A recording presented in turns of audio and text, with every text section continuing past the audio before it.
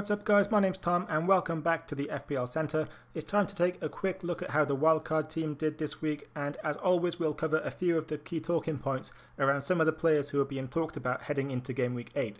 Make sure to give the video a thumbs up if you enjoy it, subscribe if you want to keep up with what I'm doing here, and make sure you hit that notification bell as well so you know when the latest video drops. But yeah, let's get straight into it. So we got 74 points in Game Week 7, a very nice 23 above the average. That's up to 462 points in total and an overall rank now of 58k, so a nice big green arrow there taking us up another 70k spots. I've also worked out that if I didn't wildcard I would have scored just 32 points this week, so it goes without saying that it was definitely the right move for my team. There was one key decision I got wrong though, which cost me an extra 7 points, and that was starting Joe Hart in goal instead of Patricio. Hart returned just 3 points from Burnley's trip to Cardiff, while Patricio would have got me 10 points, but unfortunately I left him on the bench. In defence it was clean sheets and assists for both Doherty and Trippier, making their FPL Centre debuts in style, and Alonso was just minutes away from a clean sheet himself before Daniel Sturridge happened basically. In midfield, James Maddison was the only one to return anything as far as an attacking contribution, and there were yellow cards for both Sadio Mane and Ryan Fraser, but at least Fraser looked a big threat against Palace. Up front, Mitrovic got himself a yellow card as well, so just the 1 point there. Aguero managed to score and pick up 2 bonus points for us, but it was Harry Kane with the captaincy. We got him in on the wild card, hoping for big things, and he came up with a brace against Huddersfield in order to massively boost our score with his 26 points. Raheem Sterling had a great Game Week 7, recording 14 FPL points with a goal, an assist and maximum bonus points from Man City's 2-0 home win over Brighton. This makes it 4 straight weeks of returns for Sterling, with 2 double-digit scores in that time too. No midfielder has had more penalty area touches or final third touches than the City midfielder over the past 4 weeks. He's also created more chances and had more attempts on goal than Eden Hazard during that time.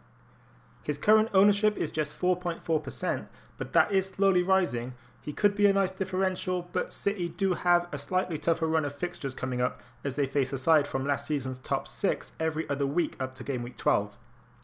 For me, he's definitely one to keep an eye on though, but with a 9.7 mil Kevin De Bruyne back in training this week, I might just hold off and look to bring in the bargain price Belgium once he's back to full fitness. Obviously Harry Kane came out of the Huddersfield game with a brace, and all of a sudden a lot of people are looking to bring him in ahead of a home game for Spurs against Cardiff. There's a lot of discussion around whether it's worth it to bring Kane in for a single game, particularly since for many people this would mean multiple transfers and taking a -4 point hit to get him in, potentially even a further -4 to get him back out again afterwards as Spurs head into a tougher set of fixtures. In fact, the Spurs vs Man City game in Game Week 10 lands 1 day before Spurs are due to play West Ham in the Carabao Cup, so we could potentially be looking at a blank game week early on for Spurs and City there if that one gets rearranged. Definitely something to keep an eye on. You could bring him in for Game Week 8 against Cardiff and keep him for Game Week 9 against West Ham away as well, but that likely means missing out on a captaincy opportunity there, either with Salah against Huddersfield or Aguero being at home to Burnley. The temptation is real though, as both the stats and the way he looks on the pitch suggest that he's getting back to some good form just at the right time. No striker has had more shots on target than Kane over the past 4 weeks, and all 12 of his attempts on goal over that time have come from inside the box, exactly where you want them. Ultimately, you have to work out what is best for your side. If you had a plan in mind for the next few game weeks, how much would a short-term move for Kane really disrupt that plan? Can you bring him in without a hit required, or is it going to cost you a total of -8 to bring him in and then get him back out again? If you need to take those hits in order to get him, it's going to take at least a brace against Cardiff just to cover the points lost in making the necessary transfers. For those tempted by getting Kane in this week, but having doubts because it would take multiple transfers or multiple hits to bring him in, I just wanted to highlight one alternative as well that could be used as a cheaper captain with the potential to either match or even outscore Kane in Game Week 8. Alexandre Lacazette faces a Fulham defence that has conceded in every single game so far this season. They've given up the most shots in the box, the most big chances, and the most shots on target to opposition sides so far this season. On paper at least, they are a statistically worse defence than Cardiff. We also saw in their 3-0 loss to Man City a few weeks ago that Slaviša Djukanovic is not someone who is going to park the bus against bigger teams. Fulham want to play attacking football, and at times this leaves them wide open at the back. Lacazette comes into this one in great form, probably better or at least what you could say more sustained form than Harry Kane, with 5 consecutive weeks of either a goal or an assist being recorded. That includes a 12-point haul in their away game against Cardiff, so he has history when it comes to performing in away matches against recently promoted sides that can't defend very well. At 3 mil cheaper than Kane, Lacazette allows you to bring in a 1 or 2 week punt without having to completely disrupt the rest of your team, and if he's brought in for Aguero for 1 free transfer, it's a move that wouldn't require a hit at all. He has the potential to match or better Kane's returns this week, and at 7.2% ownership would be a higher differential captaincy choice, potentially resulting in a big boost to your overall rank as well.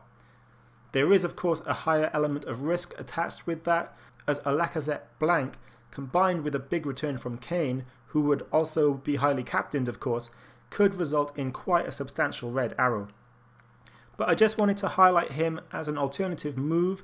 It's something to give some thought over the next few days, particularly for more aggressive managers looking for a differential captain, or those looking for a Kane alternative to avoid taking any hits. So we'll just quickly check in on the league, and it is growing. We now have over 250 teams involved, so welcome to everybody who's joined up recently. We have a new leader as well, and guys, it's getting serious now because Gokul Nath has secured a 20-point lead at the top with a Game Week 7 score of over 100 points, 106 in total there, taking him all the way up to 549 total points, which puts him at 17th in the world, and he's only played his wildcard. All of his other chips are still to play. Obviously he's doing fantastically. As I mentioned in the last video, entries for the league will stay open until the end of October, so if you want to get involved, the direct link will be in the description below. Join up if you fancy it, and all your points so far for the season will be counted. So there we go guys, let me know what you think in the comments about Harry Kane this week. Are you going to bring him in, or are you planning to go without him? If you liked the video, give it a thumbs up, subscribe if you want to keep up with what I'm doing here at the FPL Centre, and make sure you hit that notification bell so you know when the latest video drops. Later this week I'll have the Game Week 8 fixture breakdown, as always, with an in-depth look at the key fixtures from an FPL perspective, plus a team preview as part of that to show how I'm lining up for Game Week 8. But that's it from me today guys, thanks for watching.